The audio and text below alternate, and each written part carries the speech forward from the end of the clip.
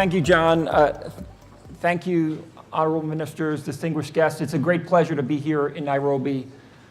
I have looked forward to this conversation, these couple of days with all of you for quite some time. I was here last year at this event in Uganda and learned a lot. Learned from all of you, learned from the conversations that we had. And I reflected on the comments that I made at that event.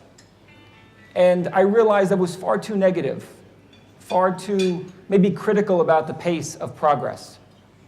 And just from this morning's presentations, I realized that I made a right decision to focus on the opportunity, the optimism that we can have to drive change.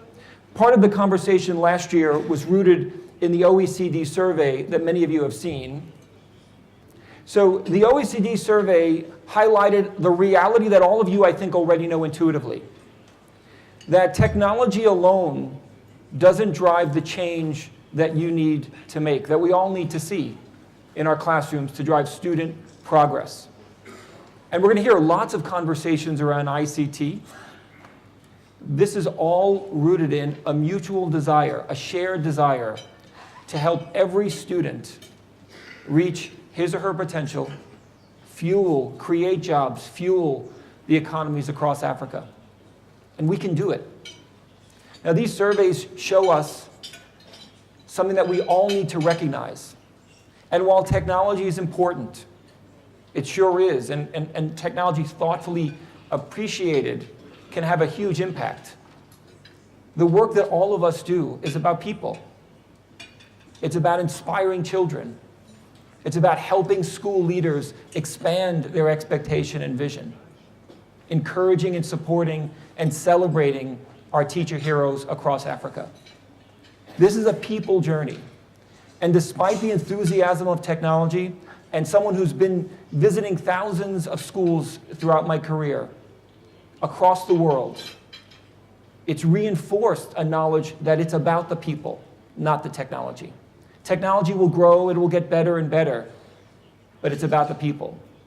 And we often, in these contexts, lament the progress of change. We're not moving fast enough. Maybe African countries are behind other parts of the world.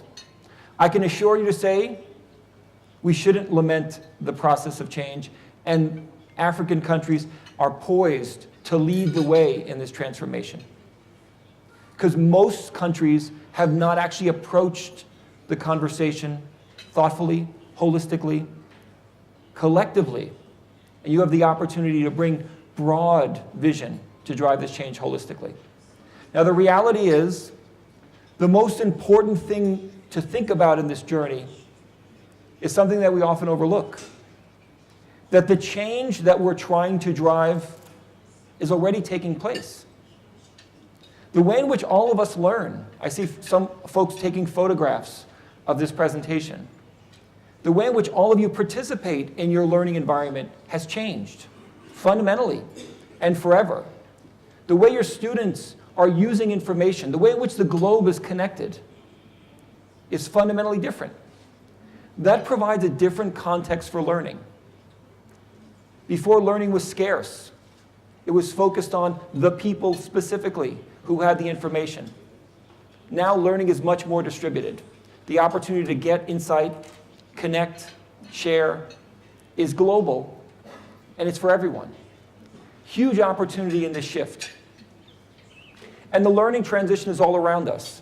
I flew in last night from Rome. I spent a couple of days talking to education officials in Rome, and I reflected on this image.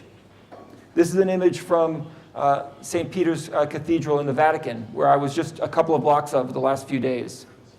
And this is a picture that was taken in 2005. A mere 8 years later, that same facility has a very different situation. Now, when we see these photos, the transition and the easy thing to focus on is all these devices. You went from a world where people were consuming content, this type by Pope Benedict, without technology support. Now there's devices everywhere. But in addition to thinking about the technology, I ask you to think about the dynamic of learning that's taking place. These people are now actively participating. They're capturing insight. They're sharing it with their friends and family. They're being part of a learning moment. And these moments are all around us. You're participating in them right now in this conference. And the ability for us to share and connect has huge power. And that's the value that technology is bringing, that ability for us to come together, to harness this information to great effect. And as you see here, this is actually happening outside of schools. And one of the most important things that I ever ask teachers is to reflect on this next statement. This is a very, very powerful statement, and it's a lens that you can use for your educators. Your students are learning without you. Ask your teachers, tell them to read the statement, to listen to the statement, and ask how they feel. The reality is, on most of the planet, in most countries I visit, if I presented this to a room of thousands of teachers, there would be mumbling, concern, fear from this statement. Teachers, I assure you, in your countries, are not going to cheer this statement. They're going to fear this statement. And the reason why is, in historical learning paradigms, learning was the product of the education system. It was in the control of the educators. Now learning is happening all around us, everywhere. And this is something that educators can embrace. They can harness. They can drive change. And if educators can embrace the fact that learning is happening around us, you can not only improve the impact you can have in your classrooms, but accelerate the pace of change you can drive for the economies and the impact that you want to make in your countries. Now, just to give you a sense of its importance, learning is an important word. It's a heavy word. If I take out learning and put in reading, that statement suddenly doesn't feel not only controversial, it feels powerful. Great. Teachers will all say, yes, this is wonderful. Maybe if they're studying, of course, sounds great. Maybe if they're writing. These words don't have the same power because the way in which we've thought about this journey that we're on has largely been actually missing the reality that learning has fundamentally changed. The way in which we think about learning and need to think about learning has changed in a powerful way. And this is the opportunity that all of you have to embrace. The other reality is, around the world, the learning shifts are real. The way in which we think about these new dynamics, new innovative teaching methodologies, have transformed learning. Now, all of these things reflect the way the workplace has changed. Increasingly global, increasingly distributed and collaborative, requiring new sets of skills to grow economic advantage. And that link is important for you to recognize. Because as you drive successful, innovative teaching methodologies in and out of your classrooms, you're preparing students for skills to be an entrepreneur, to be a leader, to be a job creator in your countries. Now, the reality is, in travel and going around the world, certainly in Italy, where I was just recently, we ask ourselves, have we seen holistic transformation? And the answer, all of you should celebrate and recognize, is the answer is clearly no. We have not. We're working to it. I can tell you the areas where I see the most holistic transformation are often the smallest. Inside a classroom, powered by an educator who's changing the way in which her students learn in powerful and really, really amazing ways. But the opportunity is ahead. No country in Africa should see themselves as behind because of remote connectivity, because of lack of digital access. Remember, this is about people. You have the talent and amazing potential in your students.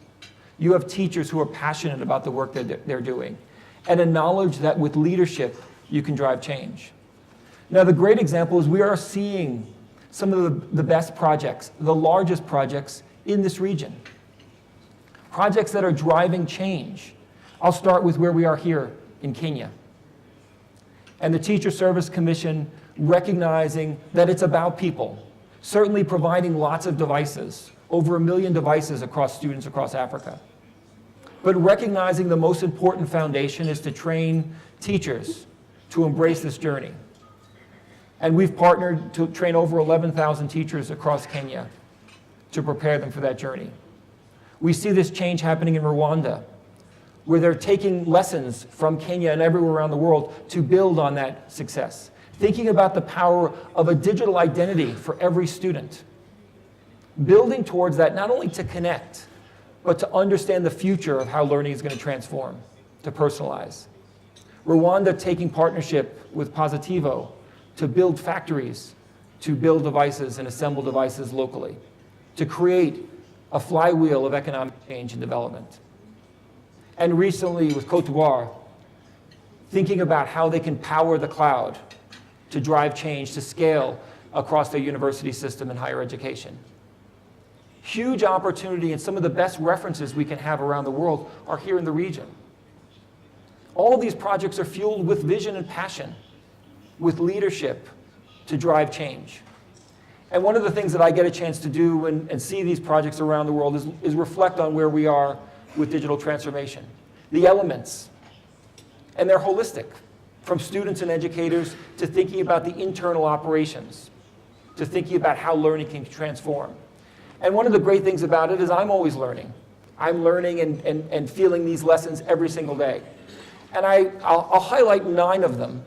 And I don't have too much time, so I'll highlight 9. These are sort of, or 8 here, lessons that I've learned and I see from projects like the ones I've referenced, but also around the world in countries across the globe.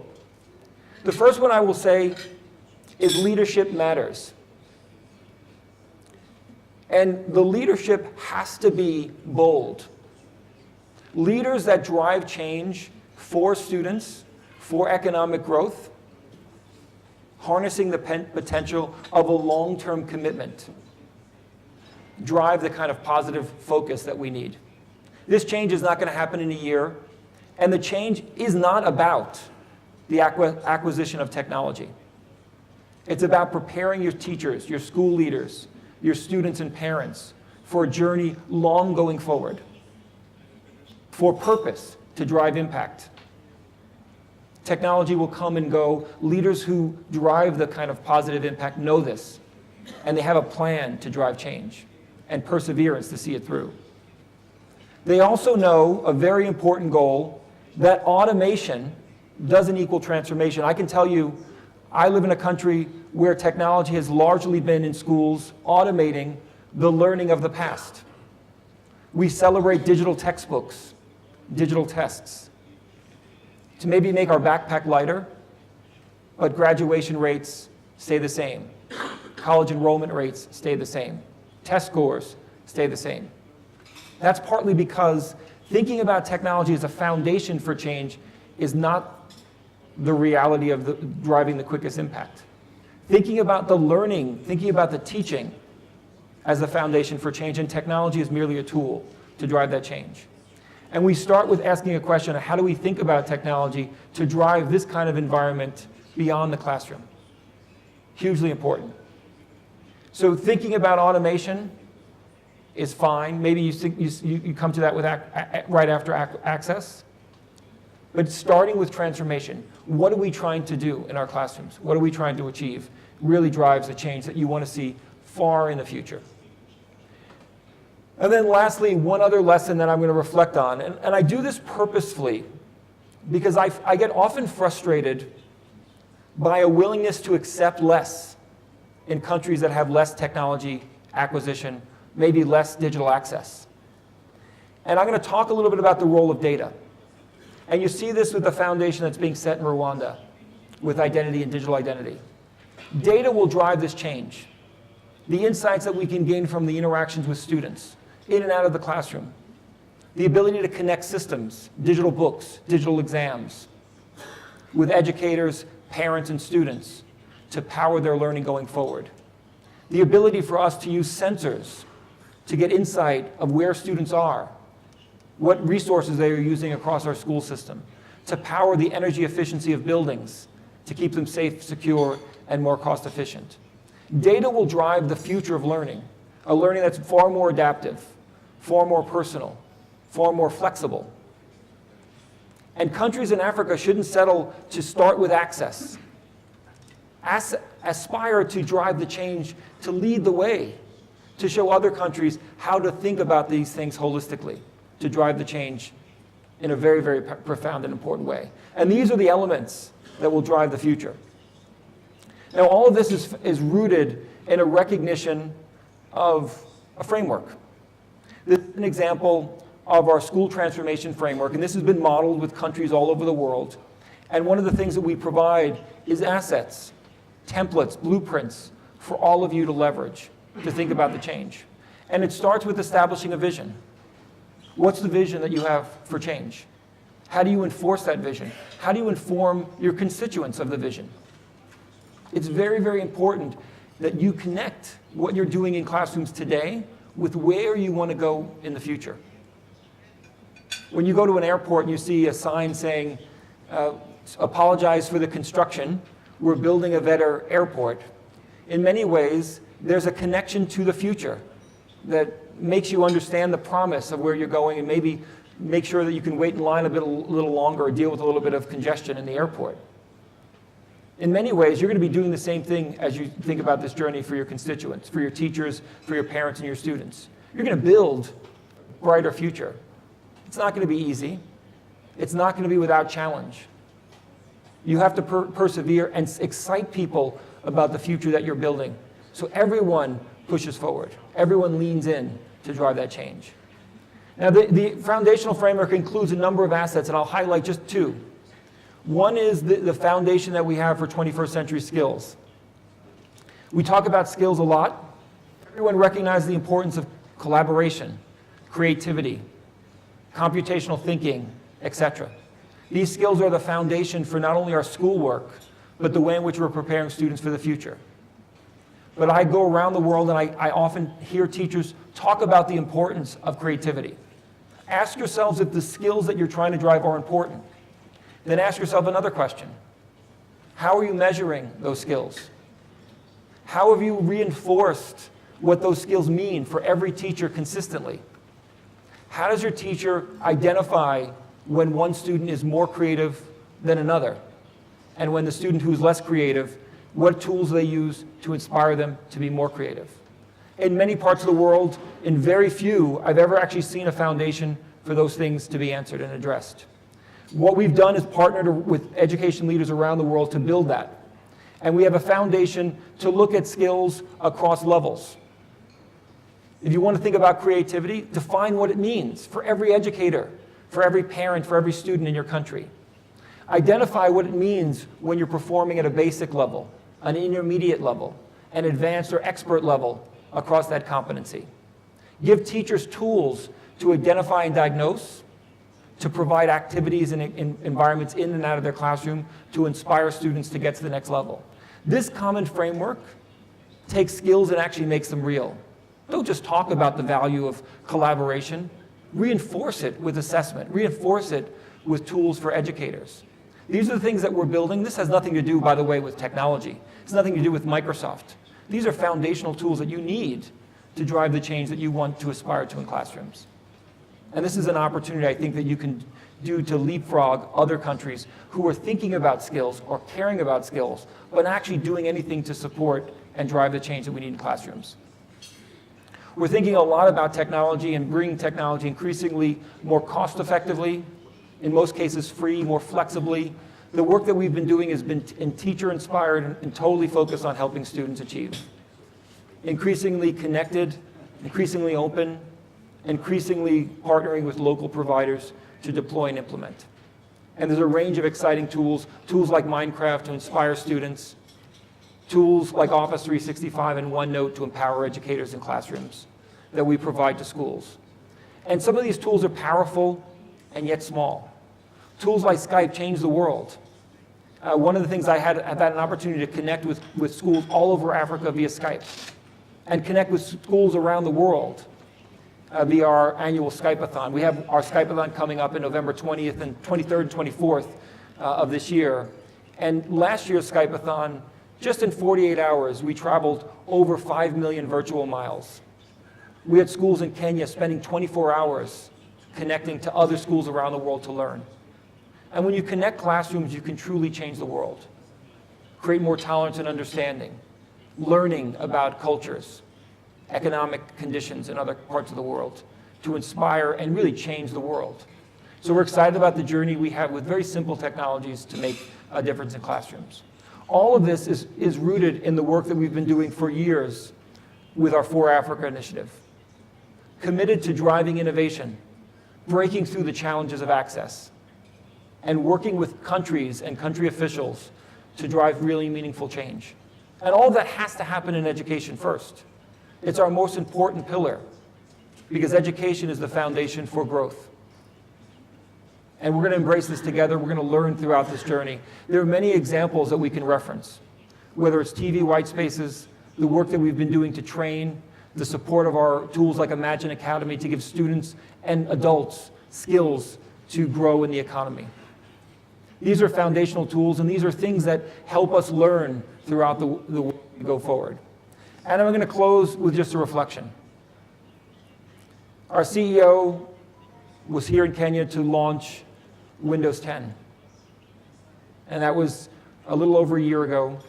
We made a decision to launch here to show not only the power of this region, but the reality is that we can and should think of Africa as leading the way for technology. As you think about the workforce impact, Africa is going to lead the world as it relates to not only quality workers, but people to drive that future workforce. It's going to start now. You can be in a leadership position in 2040, 2050, with the work that you do today, maybe the ideas that you collaborate with each other on the next couple of days. I believe it. I know the need for change is upon us. We shouldn't worry about where we are, lament the pace of change, think of ourselves and the journey as behind or too slow. Instead, celebrate the power that you have, the leaders that you have to really persevere to drive that change, and then the partnerships that you can find who are willing to help and support you on a bold vision ahead. I thank you very much for the time with you. It's going to be a great couple of days. Keep pushing, and thanks for your leadership and commitment on behalf of your students and educators across Africa. Thank you.